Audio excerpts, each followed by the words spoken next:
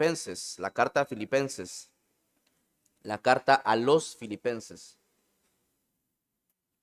Normalmente decimos el libro de Filipenses, pero no fueron los filipenses que escribieron, fueron a los filipenses a los que se le escribió.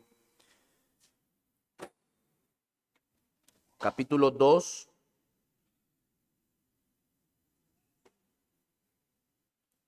versículos del 5 al 11.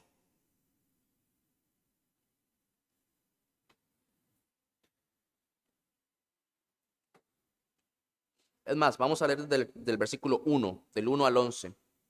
Si usted tiene una Biblia como la mía, es probable que usted lea un subtítulo que dice humillación y exaltación de Cristo.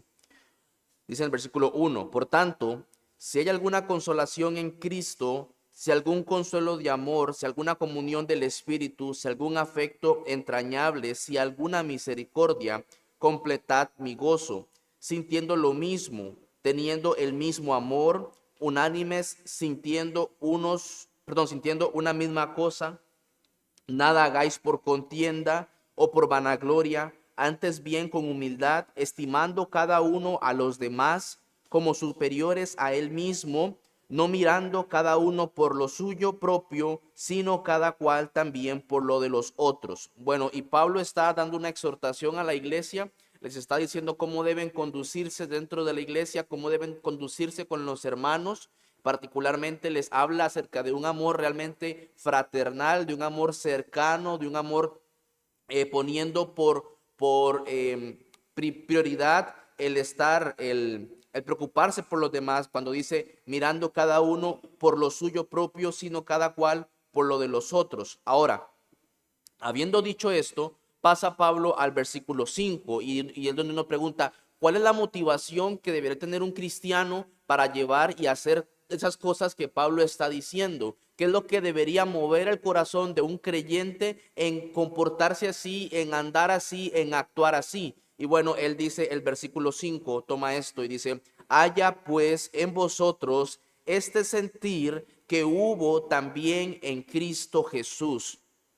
Dice, el cual, siendo en forma de Dios, no estimó el ser igual a Dios como cosa a que aferrarse, sino que se despojó a sí mismo, o sea, se vació, tomando forma de siervo, hecho semejante a los hombres, y estando en la condición de hombre, se humilló a sí mismo, haciéndose obediente hasta la muerte y muerte de cruz. Ahora, Pablo dice, por esta razón, dice, tiene que haber en ustedes el mismo sentir que hubo en Cristo. Y él dice, esto fue lo que hizo Cristo. Cristo es ese gran hombre todopoderoso que para levantar una carga, para levantar algo del suelo, él se agachó, pero no se agachó solamente doblando su espalda o sus rodillas. Él se agachó a tal punto que se puso por debajo, casi que desapareció, se humilló a grados tan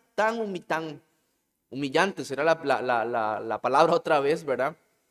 Para venir y luego dice, para hacerse obediente a la muerte y muerte de cruz para que nosotros tuviéramos vida y la tuviéramos en abundancia. Y cuando uno examina y lee y escucha, ¿verdad?, acerca del nacimiento de Cristo, como fue en un pesebre, y escuchaba a un predicador ahora que decía, mira, es que nació en un pesebre, tú y yo tenemos que imaginarnos lo que significa estar en un pesebre, lo que significa estar en un lugar realmente asqueroso, maloliente. Dice, y no solamente, no es que el lugar como tal fue el punto de la humillación, ya se humilló haciéndose como hombre, pero estando en una condición de hombre, nació ahí. O sea, nosotros cuando hemos tenido, nuestros hijos nacen, queremos que nazcan, ojalá con las mejores condiciones, que nazcan bien, dice, pero Cristo nació en esa condición, dice, se hizo como un hombre, ¿verdad? Y estando así como hombre, todavía se humilló más, casi que hasta desapareció. Y lo llevaron a la muerte de cruz. O sea, para un judío la muerte de cruz era algo realmente impensable, impensable. De hecho, cuando le escuchaba una historia y decían que para un judío, la crucifixión era algo meramente romano. Los judíos no mataban a nadie por crucifixión, los mataban por apedreamiento. Y cuando colgaban a alguien en la cruz era porque ya el cuerpo estaba muerto, lo colgaban en un madero en señal de que era realmente maldito. Pero no era la primera acción de crucifixión. Y Cristo fue eso. Ahora, nosotros, a veces, no sé si a usted le ha pasado, pero cuando yo estoy leyendo la carta de los evangelios, perdón, en Mateo, en Marcos, Lucas, y cuando uno va llegando a la crucifixión y uno lee todo ese momento realmente tan duro, tan pasional, diría uno, uno dice, "Ay, cómo quisiera que esto no pasara, cómo quisiera que esto no sucediera, cómo quisiera que esto no aconteciera". Pero si eso no hubiera acontecido, entonces nosotros no hubiéramos sido salvos.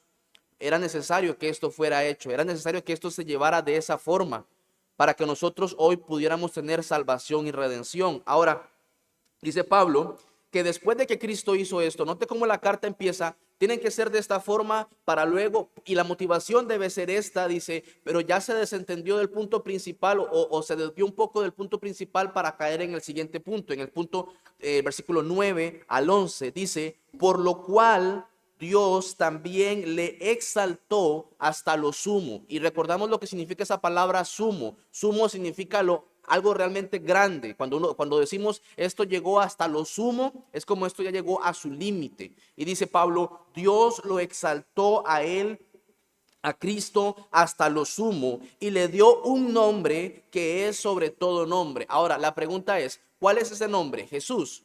Ese no es un nombre sobre todo nombre, ese es un nombre que usted le ha escuchado a muchas personas, un nombre común y corriente, como José, como Adrián, como Leonardo, es un nombre común y corriente. No ese es el nombre que está hablando aquí el apóstol Pablo. Dice, sigue diciendo, para que en el nombre de Jesús se doble toda rodilla de los que están en los cielos y en la tierra y debajo de la tierra, y toda lengua confiese que Jesucristo es el Señor, para gloria de Dios Padre. Este es el nombre, sobre todo nombre, que Dios le ha dado a Cristo. Él es Señor de todas las cosas. Él es Señor de los que viven. Él es el Señor de los que mueren. Él es el Señor de los que van a Él en arrepentimiento y fe y que doblan voluntariamente su rodilla. Pero también es Señor de aquellos que no doblan sus rodillas voluntariamente. Algún día, cuando el Señor se presente, van a doblar sus rodillas contra su voluntad, pero no van a poder hacer otra cosa porque Él es el Señor. Ese es el nombre, sobre todo nombre, que Dios el Padre le dio al Hijo, el Curios, el Señor de todas las cosas. Habiendo dicho esto, vamos a entrar entonces a la pregunta que está en el catecismo. Y dice la pregunta así: ¿en qué consiste la exaltación de Cristo? Antes de que pase la otra parte, cuando uno piensa en qué consiste la exaltación de Cristo, nosotros tenemos, y vamos a estudiarlo, el catecismo lo expresa bajo 4 encabezados. Y dice así, lo leo y luego lo leemos todos juntos. Dice así: la exaltación de Cristo consiste en, número 1, haber resucitado de entre los muertos al tercer día. Así empieza. Él fue exaltado al ser resucitado entre los muertos al tercer día. 2, haber ascendido al cielo. 3, estar sentado a la diestra de Dios el Padre. Y 4, venir a juzgar al mundo el día final. Cuando usted piense en qué consiste la exaltación de Cristo, usted tiene que recordar puntualmente estos encabezados. Resucitó, de entre los muertos al tercer día, ascendió al cielo, está sentado a la diestra del Padre, y cuando venga, va a venir a juzgar al mundo el día final. Esos son los 4 puntos que tenemos que recordar acerca de qué consiste la exaltación de Cristo. Vamos a decirlo ahora todos juntos. Dice así: la exaltación de Cristo consiste en haber resucitado de entre los muertos al tercer día, haber ascendido al cielo, estar sentado a la diestra de Dios el Padre y venir a juzgar el mundo el día final. Muy bien. Entonces vamos a ver el primer encabezado, el primer punto, que es haber resucitado de entre los muertos al tercer día. Ahora, ¿fue la resurrección de Cristo el primer paso para su exaltación? Como todo, tiene un orden. Obviamente, vimos la pregunta anterior acerca de en qué consistía la humillación de Cristo. Ahora estamos viendo en qué consiste su exaltación y puntualmente es que el primer paso fue su resurrección. Y dice primero a los Corintios 15:4, y que fue sepultado y que resucitó al tercer día conforme a las escrituras. Y gloria a Dios por esa aclaración que hace el apóstol Pablo cuando dice conforme a las escrituras. No fue conforme a las palabras que Cristo dijo, aunque sí resucitó conforme a las palabras que Cristo dijo, pero Cristo estaba interpretando correctamente las escrituras que para él eran en el Antiguo Testamento y dice, él resucitó conforme a las escrituras. ¿Cuáles escrituras? Bueno, dice en el Salmo 16:10 que él no dejaría, dice, porque no dejarás mi alma en el Seol, ni permitirás que tu santo vea corrupción. David David es el que está hablando esto, pero creo que él no está teniendo puntualmente todo el entendimiento de lo que esto implica, pero nosotros ahora por la palabra de Dios somos capaces de traer esto y aplicarlo a nuestro entendimiento, a la revelación que nos ha sido dada, y es que ese de que ni permitirás que tu santo vea corrupción, ni dejarás mi alma en el Seol, se apunta y se refiere puntualmente a Cristo, y dice que era necesario que él resucitara, dice en Hechos 2:24, al cual Dios levantó, suelto los dolores de la muerte, por cuanto era imposible que fuese retenido por ella. El dador de toda la vida, el creador de todas las cosas, el todopoderoso, dice, él no podía ser retenido por la muerte. Absolutamente nada lo podía detener. Usted ha visto cuando una persona cuando ciertos imperios han sido realmente problemáticos o han alcanzado gran gloria, pero después de que muere su caudillo, después de que muere su líder, ese imperio, esa dictadura se desploma drásticamente. Uno de los casos más particulares de la historia es el caso de Alejandro Magno, un conquistador que fue rápido, que fue veloz, que fue voraz, que conquistó de una manera acelerada y él se murió a una edad muy temprana. Y él dijo unas palabras para ver quién iba a ser su sucesor. Y resulta ser que las palabras las interpretaron según su conveniencia y el reino se dividió en 4. O sea, todo lo que había hecho él, cuando llegó la muerte, se acabó toda su voracidad, toda su velocidad. Y así lo vemos en varias personas o personajes en la historia. Pero Cristo dice, no, era imposible. La muerte no lo podía detener. La muerte no lo podía detener. Era necesario que él resucitara. Y también como iglesia, nosotros tenemos y recordamos lo que dice el apóstol Pablo a los Corintios. Dice, si él no hubiera resucitado, seríamos los más dignos de lástima, los más dignos de conmiseración, dice él, es la palabra puntual que usa en Corintios. Dice, porque imagínense un cristiano sujetándose y sometiéndose y creyendo por alguien que no resucitó al final. Nuestra esperanza sería vana. Y que al final ese es el resultado de todos aquellos que creen en un profeta o en un líder que murió igual que ellos. ¿Cuál es la esperanza? ¿Cuál es la esperanza del budismo? ¿Cuál es la esperanza de los maometanos? ¿Cuál es la esperanza de esta gente puntualmente? Si su líder no resucitó, el nuestro sí resucitó, tenemos esperanza, tenemos victoria.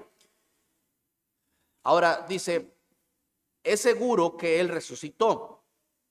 ¿Por qué es seguro? Dice, a quienes, Hechos 1:3, a quienes también, después de haber padecido, se presentó vivo con muchas pruebas indubitables. O sea, no había duda de que él había resucitado. ¿Y cuáles eran estas pruebas indubitables? Bueno, dice el escritor del catecismo, tenemos el testimonio de los apóstoles de Cristo acerca de esto. O sea, ellos dijeron, en Hechos 2:32 dice, todos nosotros somos testigos. Todos nosotros somos testigos. Y luego también dice la escritura que él se le apareció a más de 500 personas.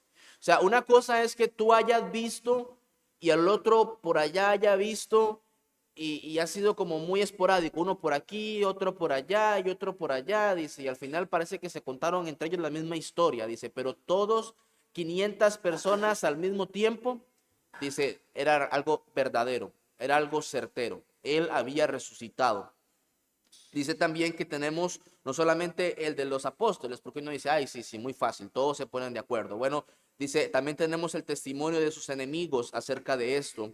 En Mateo 28, 11, vamos un momento a Mateo 28, 11 para que leamos un poco más la historia.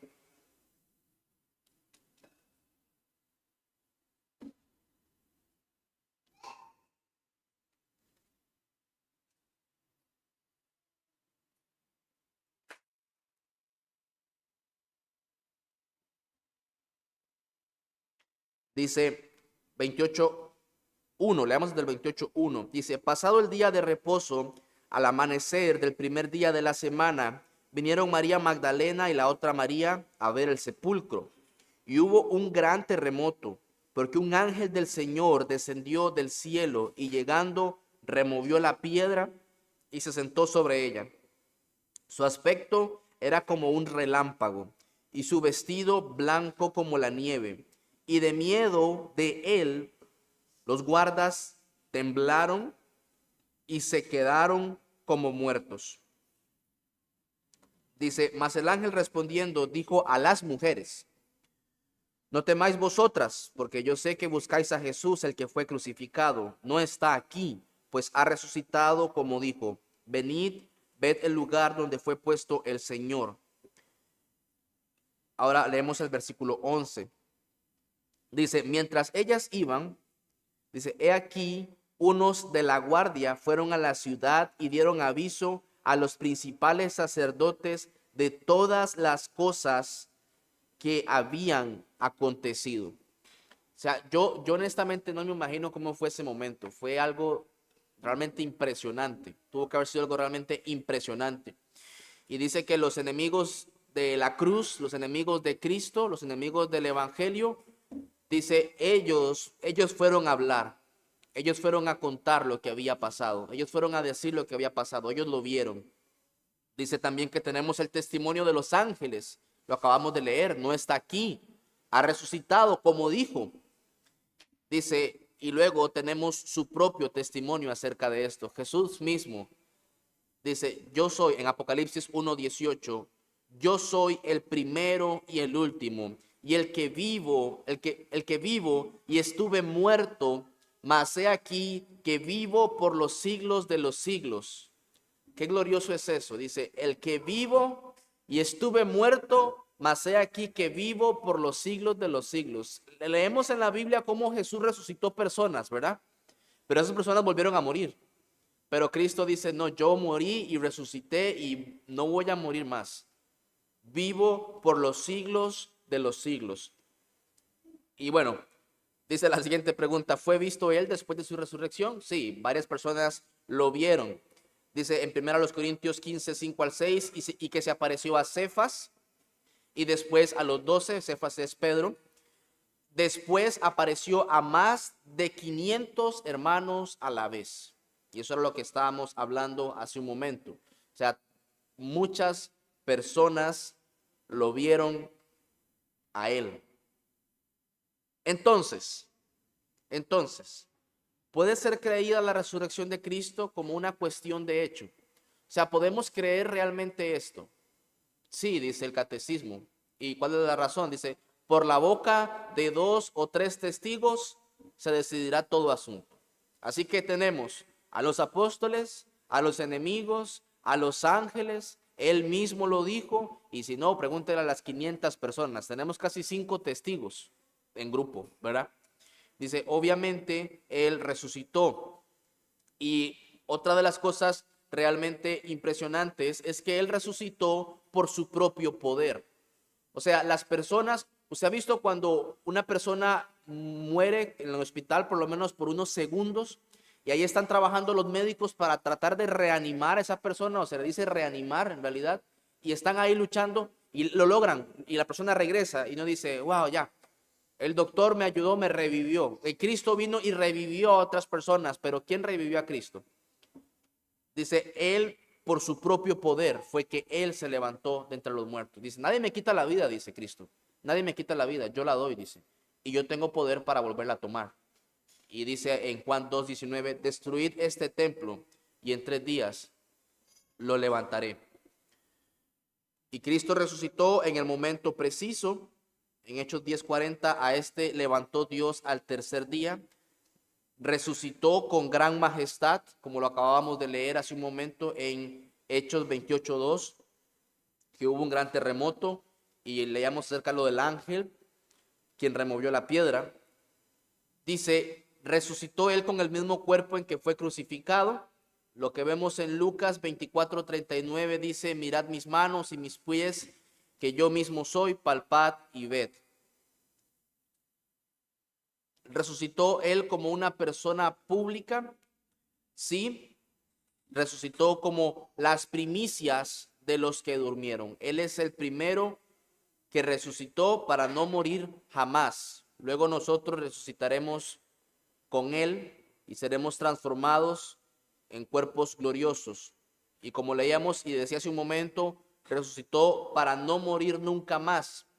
Romanos 6:9, sabiendo que Cristo, habiendo resucitado de los muertos, ya no muere. La muerte no se enseñorea más de él. Ahora bien, cuando estuvo aquí en la tierra,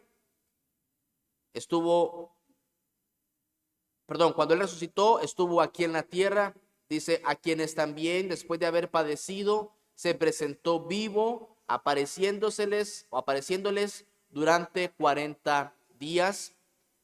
Y durante ese tiempo, ¿qué hizo? Bueno, aprovechó el tiempo para instruir a sus discípulos. Ese tiempo que él estuvo, él también lo usó para hablar y enseñar a sus apóstoles, sus discípulos, acerca, y les dio la gran comisión. Cuando él está, le dice, toda potestad me es dada en el cielo. Por tanto, y dice, y hagan discípulos a todas las naciones. Me es dada en el cielo y en la tierra, le dice a los apóstoles. Y bueno, obviamente después de ver eso, claramente dicen, sí, definitivamente. Una de las cosas también impresionantes es que esto definitivamente fue algo verdadero, se cree como verdadero la resurrección de Cristo, porque los apóstoles no solamente lo vieron, sino que estuvieron a morir, estuvieron dispuestos a ir hasta la muerte por causa de esto que ellos vieron. O sea, si era una mentira, como muchas personas dicen, eran unos locos porque fueron capaces de morir por una mentira. Pero ellos al ver todo esto dijeron, ellos fueron capaces de morir y obedecer a Cristo hasta la muerte. En Hechos 1:2, hasta el día en que fue recibido arriba, después de haber dado mandamientos por el Espíritu Santo a los apóstoles que había escogido. Ahora, ya hablamos acerca de en qué consiste su exaltación, en que él fue resucitado de entre los muertos el tercer día. El segundo punto es que él había ascendido al cielo. Y dice, ¿fue recibido arriba en el cielo después de esto? Sí. El que descendió es el mismo que también subió por encima de todos los cielos. ¿Y por qué ascendió? Dice, por el bien de la iglesia, para poder llenarlo todo. Dice Efesios 4:10, y como hablábamos también, que si él no hubiera resucitado, vana sería nuestra esperanza, vana sería nuestra fe. Por eso él también resucita por el bien nuestro como iglesia. Resucitó para su propia gloria. No era necesario que el Cristo padeciese estas cosas y que entrara en su gloria. Es lo que dice en Lucas 24:26. Y ascendió públicamente. Hechos, vamos al libro de Hechos.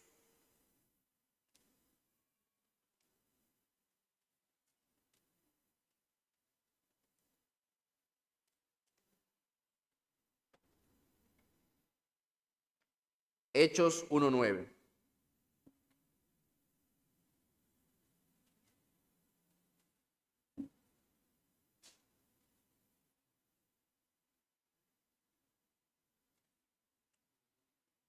Leamos desde el versículo 6 para que entremos un poco en contexto. Los discípulos estaban viéndolo, ya lo vieron resucitado, ya lo vieron con poder, ya lo vieron con gloria. Y entonces surge la pregunta y dice, entonces los que se habían reunido le preguntaron diciendo, Señor, ¿restaurarás el reino a Israel en este tiempo? Ahora sí, ya nada te detiene, ni la muerte te detiene. ¿Vas a restaurar el reino de Israel en este tiempo? Jesús les dice y le dijo, no os toca a vosotros saber los tiempos o las sazones que el Padre puso en su sola potestad. Pero, dice, recibiréis poder cuando haya venido sobre vosotros el Espíritu Santo, y me seréis testigos en Jerusalén, en toda Judea, en Samaria y hasta lo último de la tierra. O sea, enfóquense en esto, en predicar el Evangelio. Y habiendo dicho estas cosas, viéndolo ellos, fue alzado y le recibió una nube que le ocultó de sus ojos. Dice, mientras ellos estaban viendo, él fue alzado. No fue algo en secreto. No fue algo que la gente no supo qué pasó. Él fue alzado públicamente. Y dice, ascendió en una nube que le ocultó de sus ojos. ¿Ascendió Cristo con gran esplendor? Pregunta el catecismo. Y dice, el escritor toma este salmo, el 68:17, dice, los carros de Dios se cuentan por veintenas de millares de millares. Puntualmente no vemos esto, pero él está tomando el texto diciendo, su ascenso fue glorioso, fue con gran esplendor. Y dice que partió él con una bendición de sus labios. Lucas, que es el mismo escritor de Hechos, dice, y aconteció que bendiciéndolos se separó de ellos. Bien, esto es con respecto a la parte de que él fue exaltado en haber resucitado entre los muertos al tercer día, haber ascendido a los cielos. Pero viene el tercer punto, que es este, y es estar sentado a la diestra de Dios el Padre. Vamos a ver. En el libro de Génesis nosotros leemos que Enoc no fue visto más. Dice, no se le vio más. Fue traspuesto, dice. Fue traspuesto. De Elías sabemos que también él fue llevado en un carro de fuego, un torbellino. Fue llevado hacia el cielo.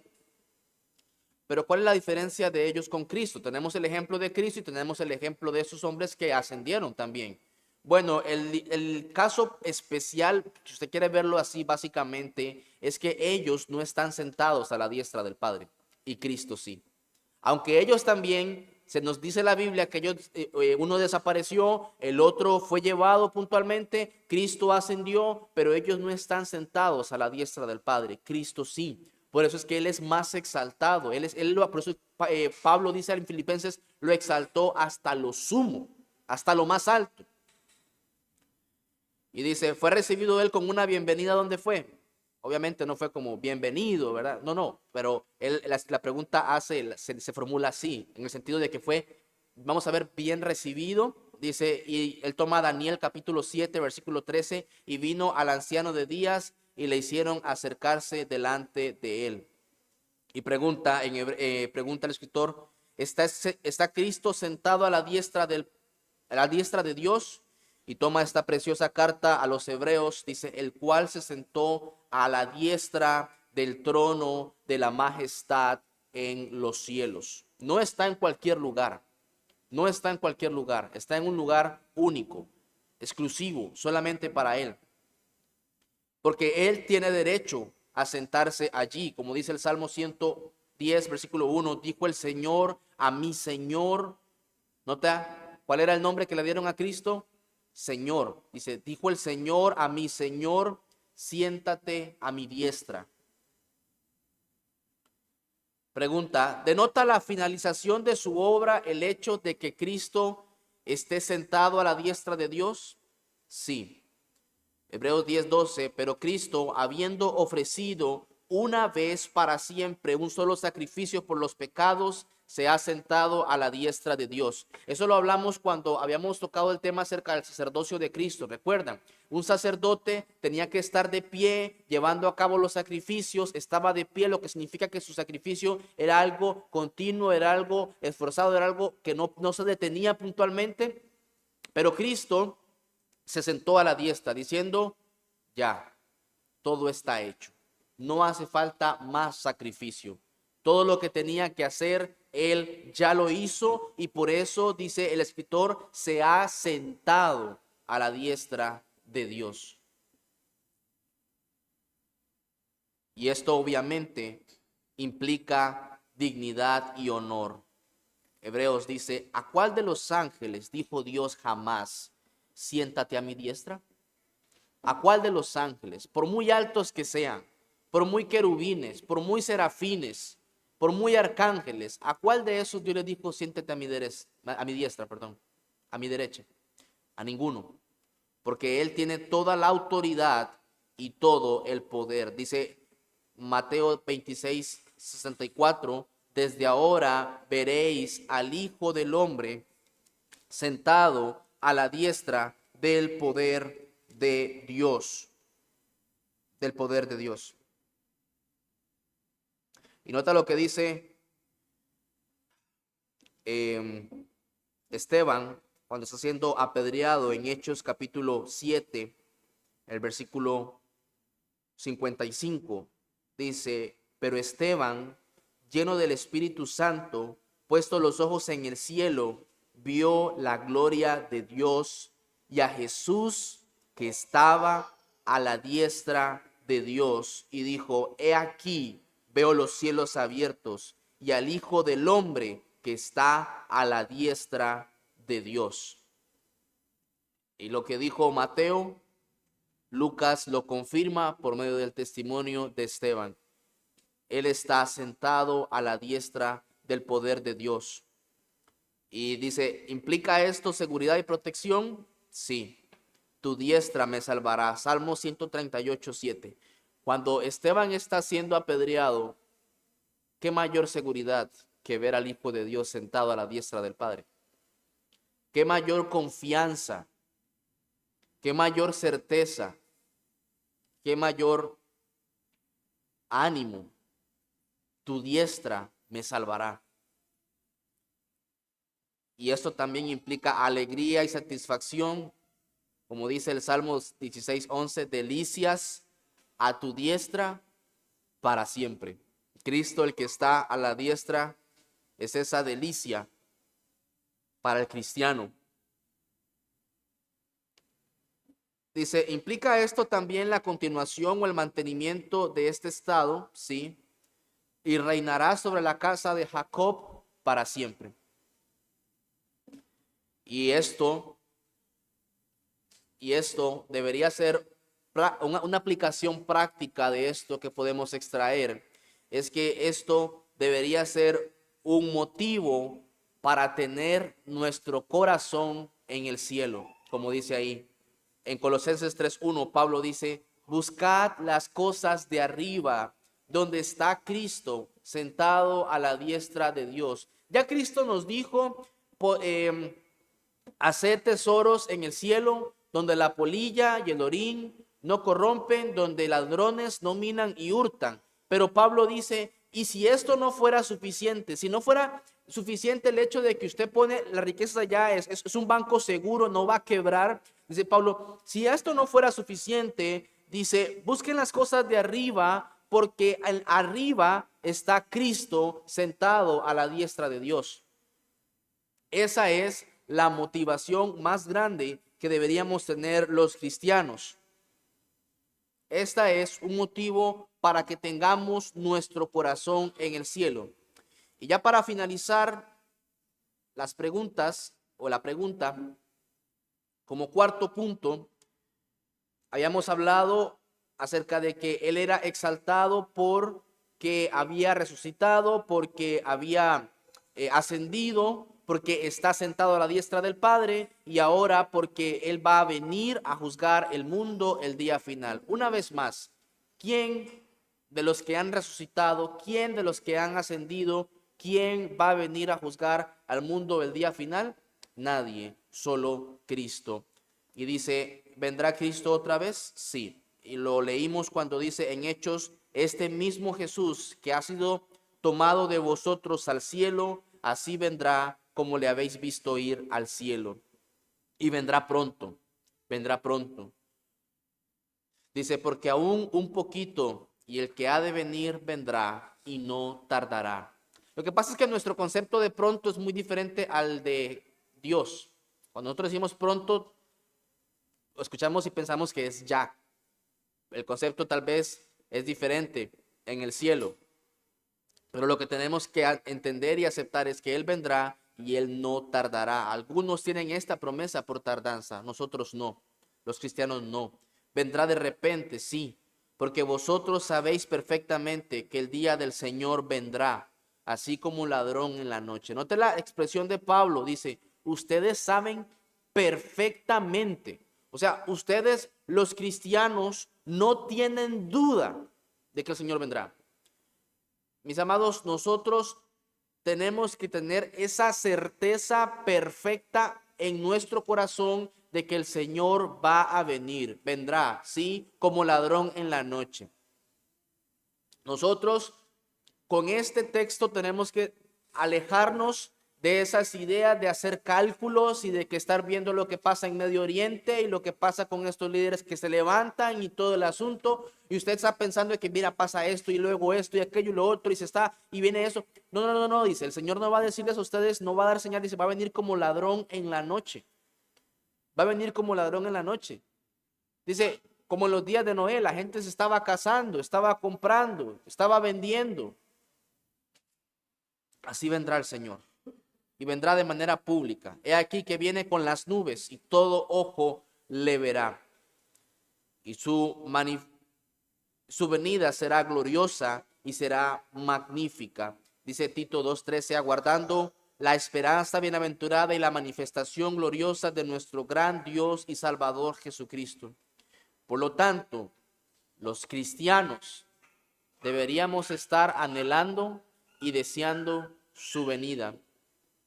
Esperando, dice, y apresurándoos para la venida del día de Dios. Cuando el Señor venga y ponga a sus enemigos por estrado de sus pies, vendrá como juez, así es, juzgará a los vivos y a los muertos en su manifestación y su gloria. Viene con un juicio y Él es un juez capaz e inteligente. Dice, no juzgará según la vista de sus ojos.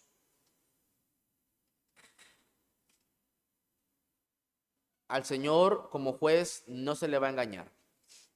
Al Señor como juez dice que habrá un lloro y un crujir de dientes, pero el Señor como juez no será engañado, no será burlado.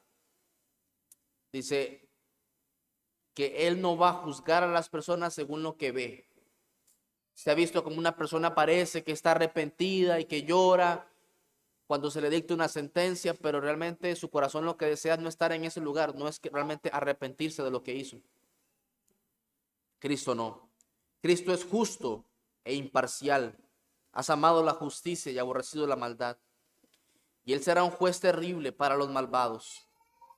Cuando se manifiesta el Señor Jesús desde el cielo con los ángeles de su poder en llama de fuego para dar retribución. Wow. Qué terrible para los malvados. Qué terrible, porque sembraron y cosecharon cardos y espinos. Eso fue. Y es terrible estar del lado equivocado. Dice, ¿será Cristo un juez perentorio e inflexible? La palabra perentorio significa concluyente e inflexible. O sea, Él ya dio un veredicto, ya dio un juicio. No, nadie puede apelar a esa decisión final. Usted ha visto cuando una persona tuvo un juicio y después en ese juicio dice, no, pero yo voy a apelar el caso porque no me gustó el resultado que se obtuvo. Bueno, con Cristo eso no pasa. Cuando Él dice, no quebrantaré mi pacto, ni mudaré lo que ha salido de mis labios. Él dijo lo que dijo y nada lo va a hacer cambiar de opinión. Él condenó a los malvados, nadie va a poder apelar porque Él es perentorio, Él es concluyente e inflexible. Se conoce el tiempo del juicio, pero de aquel día y de la hora nadie sabe. Y aunque nadie sabe, dice, ha sido fijado y determinado, por cuanto ha establecido un día en el cual juzgará al mundo con justicia. Y será este un día de regocijo para los santos. En Tesalonicenses segunda dice 1:10, cuando vengan aquel día para ser glorificado en sus santos y ser admirado en todos los que creyeron. Mis amados, el Señor Jesús es exaltado, como dice un cántico, es un rey exaltado en lo alto por siempre, exaltado es Él. Y por eso nosotros le alabamos. Ahora, tienes que ver a Cristo como lo que Él es, como ese único que ha sido exaltado. Cuando Cristo les pregunta, y hay dos preguntas en la Biblia muy interesantes, bueno, muchísimas, pero puntualmente Cristo le dice a la gente que lo sigue, ¿quién dicen ustedes que es el Hijo del Hombre? Y es lo que podríamos decir ahora, ¿quién dicen ustedes que es Jesús? O sea, en otras palabras, para ti, ¿quién es Jesús? ¿O qué es Jesús para ti? ¿Qué significa para ti Jesús, el Hijo de Dios, el unigénito del Padre? ¿Qué significa para ti esto? ¿Qué significa para ti el que Él fue humillado y que es exaltado, exaltado hasta lo sumo? ¿Qué significa? Y luego dice, eso lo dijo Cristo, ¿quién dicen los hombres que es el Hijo del Hombre? Y los discípulos decían, bueno, unos dicen que es Elías, otros dicen que es Jeremías, algunos de los profetas. Y luego vemos, y bueno, luego dice, ¿y ustedes quién dicen que soy yo? Y Pedro dice, tú eres el Cristo, el Hijo del Dios viviente. Y Jesús dice, bienaventurado eres, no te lo reveló ni sangre ni carne, sino mi Padre que está en los cielos. Ahora, después dice Poncio Pilato, ¿qué haré con este hombre? ¿Qué haré? Cuando lo está presentando, dice, aquí tienen a Barrabás, aquí tienen a un malhechor, sedicioso, y aquí tienen a Cristo. Dice, ¿a quién quieren que le suelte? Y ellos decían, a Barrabás. Y dice, ¿qué haré con este hombre? Esa es la pregunta que también tiene que resonar en nuestras mentes. Es, si ya tú dices que Cristo es el Hijo de Dios, que Cristo es el Hijo del Padre, ¿qué harás con este hombre? Porque lo que queda por hacer es creer en Él, vivir para Él, vivir en Él, confiar en Él, descansar en Él. Porque todo aquel que en Él creyere no será avergonzado. Quedamos con la escuela dominical, pasamos al tiempo.